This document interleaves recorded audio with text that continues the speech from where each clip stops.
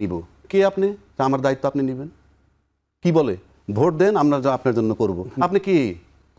আমি তো দেশের সাধারণ নাগরিক। না, আপনি এসে আমার বলতেছেন ভোট দেন আপনার জন্য করবো। আপনি কি? আমি সেটা বলছি। বাংলাদেশের রাজনীতিদের সঙ্গ হইলেই আপনি আমার ভোট দেন আপনার জন্য করবো। তারপরে কি করে আমাদের জানা আছে। আসি রাষ্ট্রপতি প্রসঙ্গ। একটা রোবটিক রাষ্ট্রপতি, ব্যাকবোন বলতে যার কিছুই নাই। যিনি বলতেন জিয়া রহমান স্বাধীনতার ঘোষক না, তিনি বলছেন জিয়া রহমান স্বাধীনতার ঘোষক। যিনি বলছেন দুর্নীতিতে চ্যাম্পিয়ন হয়েছে 4 বার বাংলাদেশ, তিনি আজকে বলতেছেন এরকম সরকার হয় না। খালেদা জিয়া তার এবং জিয়া রহমান সাহেব গণতন্ত্রকে ধ্বংস করছে, মুক্তিযুদ্ধের বিরুদ্ধে শক্তি ছিল, এই রাষ্ট্রপতির বক্তব্য আছে। আজকে সেই বয়ান দিচ্ছে তো ব্যাকবোনলেস। এখন এখানে আপনি কেন আনলেন?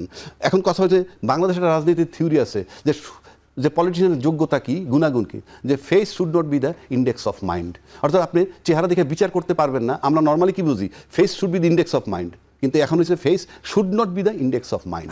সুতরাং এটা হলো মোনাফেকের লক্ষণ। যেটা রাষ্ট্রপতির তো নিজেই চলে যাওয়া উচিত ছিল, যায় নাই, কারণ আয়েসি জীবন থাকতেছে। মর্নিং শোজ দ্য ডেজ বলা হয়েছে। আজকে পার্লামেন্টের আচরণ দেখে আমি তাই বুঝছি। পার্লামেন্ট থেকে যখন বেরোয় গেল প্রথম দিনে, হ্যাঁ, ফেসিস্টের দোসর হিসাবে এইসব আজে বাজে আখ্যা দিয়ে চলে গেল। আপনি তো ফ্রম ডে ওয়ান আমরা বুঝতে পারছি সংসদটা সামনে কি হবে। সোহরাব ভাই একটা বক্তব্য আনছেন, আমি একমত। জাতীয় সংসদ ভেঙে 17 মাস পর নির্বাচন হয়েছে। কেন নির্বাচন হয়েছে তার কোনো কৈফিয়ত দিছে পার্লামেন্ট? তাকে তো কৈফিয়ত দিতে হবে। দিতে বাধ্য ছিলেন যে 17 মাস পরে আমরা কেন করলাম। 17 মাস পরে আমি সংবিধানের মধ্যে আছি কিনা, সংবিধানের মধ্যে থাকলে কিভাবে, না থাকলে কিভাবে, দুইটি আপনি ব্যাখ্যা দিতে বাধ্য। কারণ জনগণের সাথে তামাশা করতেছেন আপনারা। 3 নম্বর আসেন, স্পিকারের কথাটা উনি আনছেন। হ্যাঁ, স্পিকার ক্যান্টনমেন্টে আশ্রয় নিয়েছিল, দিবালোকের মতো সত্য।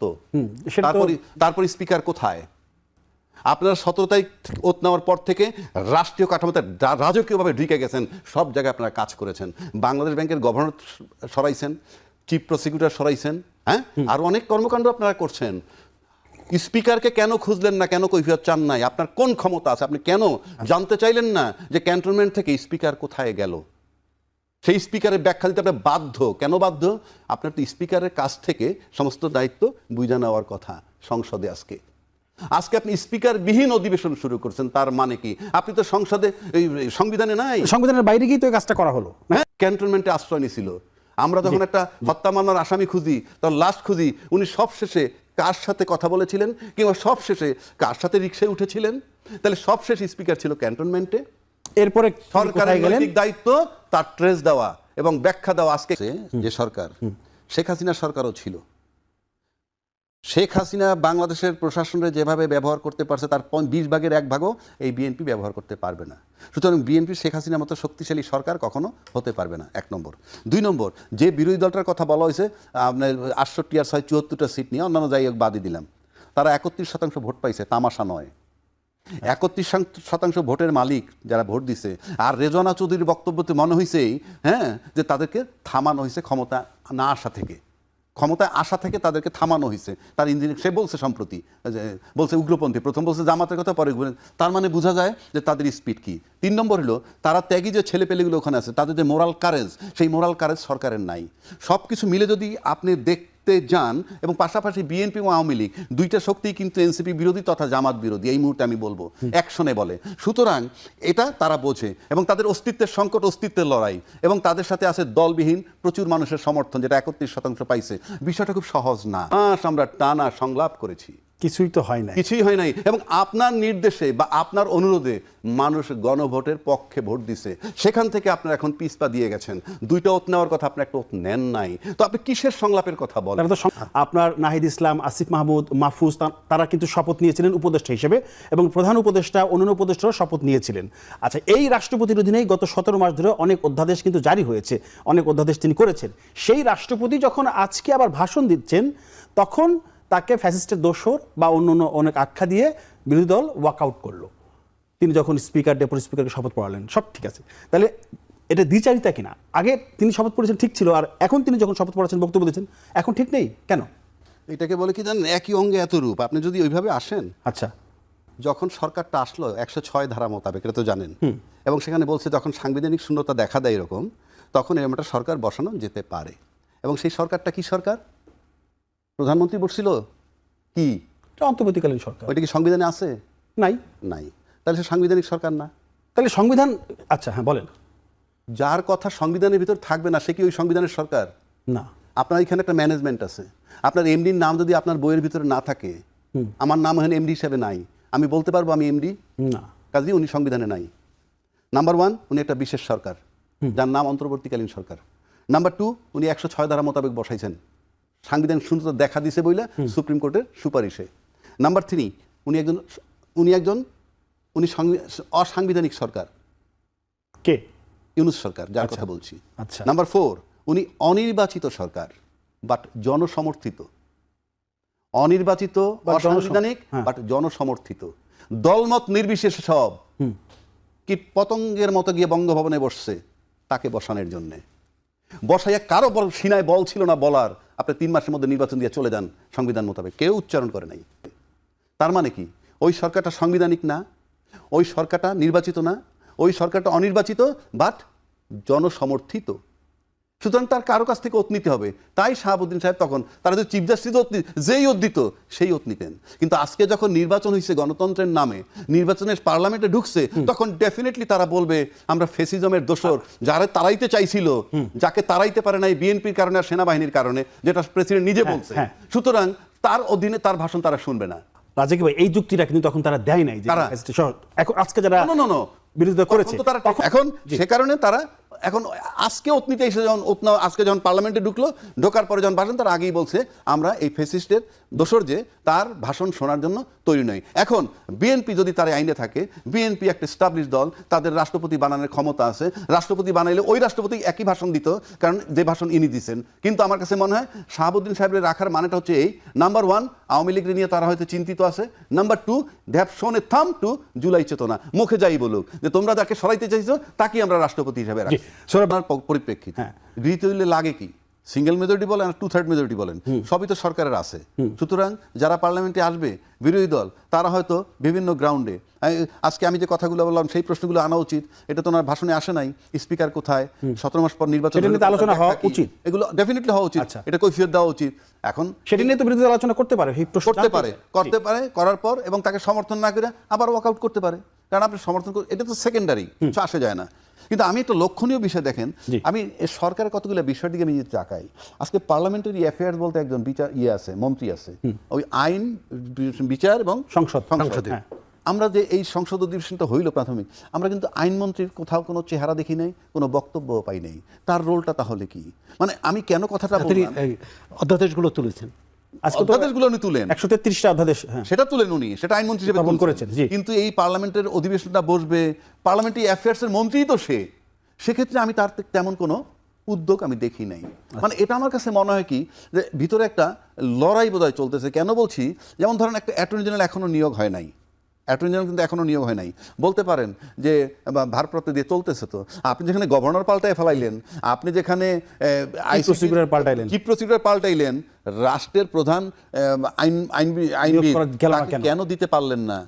এটা অন্তর্কলহ, একটা লড়াই চলতেছে মনে হয়। কেননা আমি দেখলাম আইনজীবী ফোরামের একটা ইফতার পার্টিতে, সেই ইফতার পার্টিতে দেখলাম আজকে ডেপুটি স্পিকার যিনি ছিলেন কায়সার কামাল ছিলেন, জয়নাল আবেদিন সাহেব ছিলেন, মাহমুদ্দিন খোকন সাহেব ছিলেন, আমাদের স্বরাষ্ট্রমন্ত্রী সাহেব ছিলেন, বাট উনি ছিলেন না এই আইনমন্ত্রী। উনি কিন্তু লয়ের ছাত্র, অ্যাটর্নি জেনারেল ছিলেন, বিচার বিভাগের মানে আইন ও বিচার বিভাগের মন্ত্রী উনি, ডেফিনেটলি ওনার থাকার কথা, কিন্তু থাকলেন না। এখন এটা নিয়ে আমাকে এটা দৃশ্যমান যে জিনিসটা দেখা যায়, তাতে মনে হয় কোথাও যেন একটা শীতল লড়াই চলছে। এটা তো ভালো লক্ষণ নয়, একটা সরকার যে শুরু হইলো তাতে এটা ভালো লক্ষণ নয়। সেই জিনিসটা আমি বলতে চাচ্ছি। সৌরভ ভাই, আপনি একটু বলবেন যে সেটা হচ্ছে যে বিরোধী দলের ওয়াকআউট বা তাদের যে চলে যাওয়া, এটা সংসদের রীতিনীতি বা এটা গণতন্ত্রের বিউটি বলা, এটা খুব বড় বিষয় না, এটা কোনো বিষয় না, এটা হতেই পারে বা হয়, হরহামেশাই হবে। কিন্তু স্বরাষ্ট্রমন্ত্রী মানে বিএনপির সালাউদ্দিন আহমেদ স্থায়ী কমিটির সদস্য, তিনি একটা কথা বলেছেন যে সংসদে যে প্লাকার্ড এইটা না দেখালেও তারা পারতেন। তারা যে প্লাকার্ড নিয়ে এসেছে, সেখানে জুলাই গাদ্দারির সাথে বেইমানি, তারপরে রাষ্ট্রপতিকে ইমপিচমেন্ট করার ব্যাপার, এই সমস্ত লেখা ছিল। এই প্লাকার্ড নিয়ে উনি কথা বলেছেন, স্বরাষ্ট্রমন্ত্রী, এটা না হলেও পারতেন। কিন্তু প্লাকার্ডটার মূল সমস্যা না, মূল সমস্যা রাষ্ট্রপতি। বিরোধী দল তো মনে করে যে মূল সমস্যা রাষ্ট্রপতি, এই রাষ্ট্রপতিকে সরাতে হবে। বিএনপি মনে করে সরাতে হবে না। এখন এই সমস্যার সমাধান কীভাবে হবে?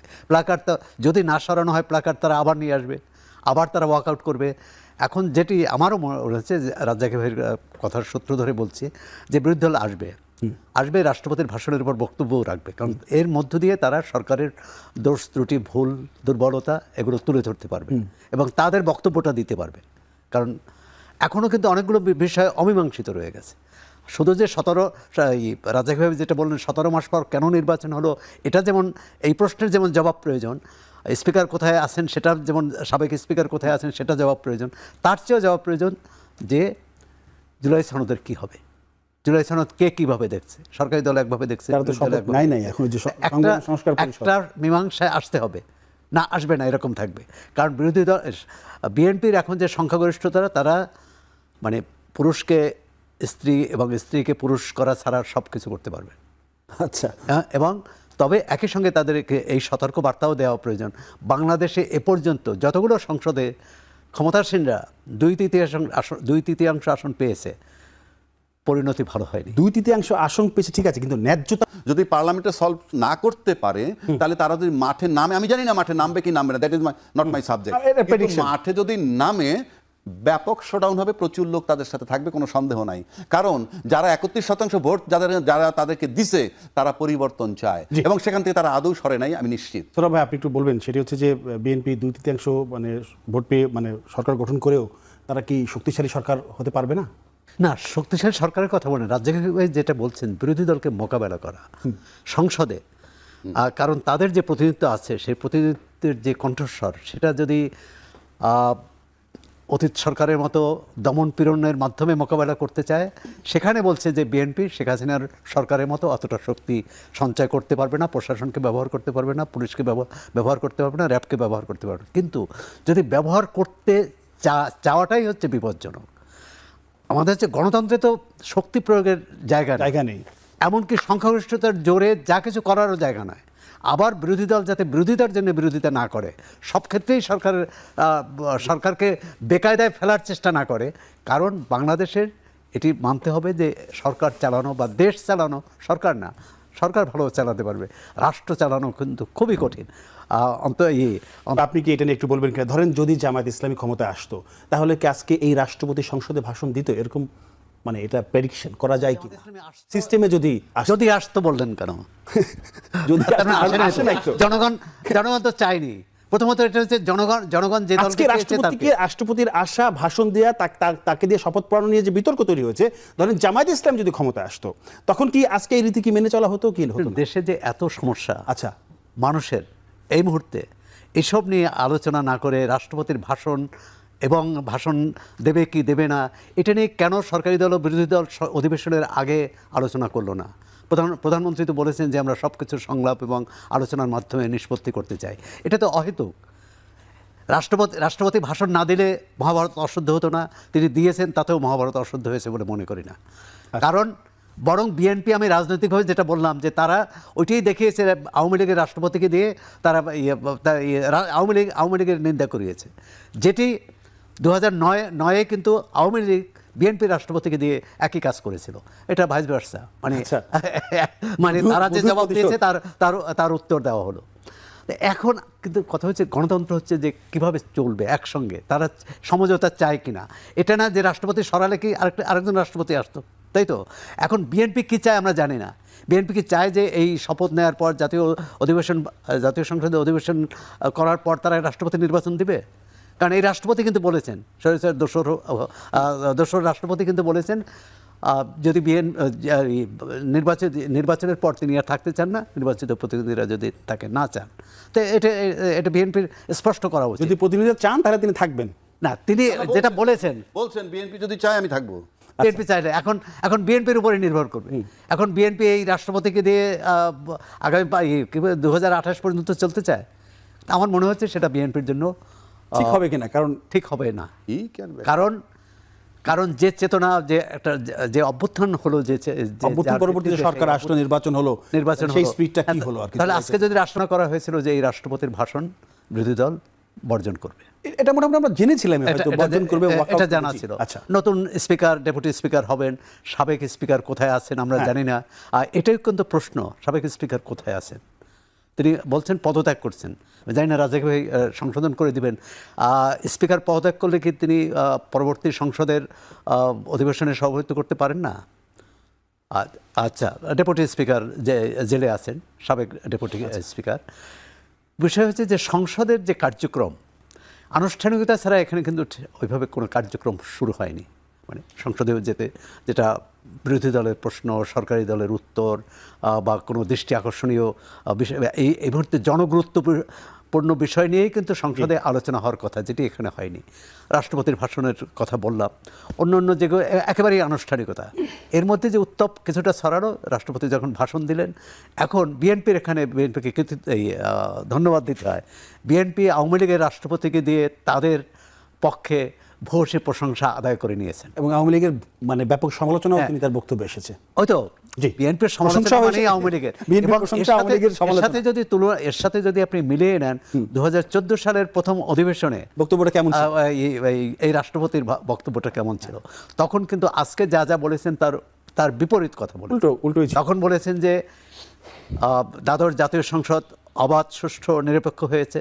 এই সংসদে যারা নির্বাচিত হয়েছেন তারাই দেশকে দিশা দিবেন, দেশকে সামনে এগিয়ে নেবেন। যারা নির্বাচন করেননি, নির্বাচনে অংশ নেননি, তারা ভুল করেছেন এবং আশা করি যে ভবিষ্যতে তাদের সংশোধন হয়ে যাবেন।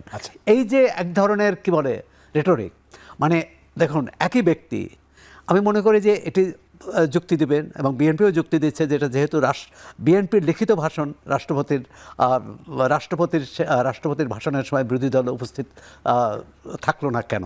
কারণ এটা বিএনপির বক্তব্য, এটা রাষ্ট্রপতির বক্তব্য। একটু আমি রাজাকে ভাই একটু জিজ্ঞাসা করি, আসলে রাষ্ট্রপতির বক্তব্যের সময় কেন বিরোধী দল ছিল না? এবং তিনি বললেন যে একই ব্যক্তি এর আগে যেভাবে বক্তব্য দিয়েছে, একই সেই রাষ্ট্রপতি আজকে তার বক্তব্য ভিন্ন রকম। এর সঙ্গে আরেকটা যোগ করে একটা লাইন, সেটা হচ্ছে যে এই যে রাষ্ট্রপতিকে দিয়ে দলের নীতি, পরিকল্পনা, বক্তৃতা, প্রশংসা যে আদায় করার যে রেওয়াজ চলে আসছে গত সম্ভবত 96 সাল থেকে, এটি কেন? মানে সেখান থেকে তো বের হওয়া যায়। গণতান্ত্রিক রীতিতে বা গণতান্ত্রিক দেশে, উন্নত গণতান্ত্রিক দেশে এটি হয় বলে আমার জানা নেই। রাজাকে ভাই আপনি বলেন, আপনাকে যেটা জানতে চেয়েছিলাম। ভাই, গণতন্ত্র মানে কি? আমরা কথায় কথা বলি আমাদের দেশের রাজনীতিটা কি বলে? আমাদের দেশের রাজনীতিবিদের সঙ্গে কি আমাদের রাজনীতির সংজ্ঞাটা কি জানেন? জি, কি? আপনার দায়িত্ব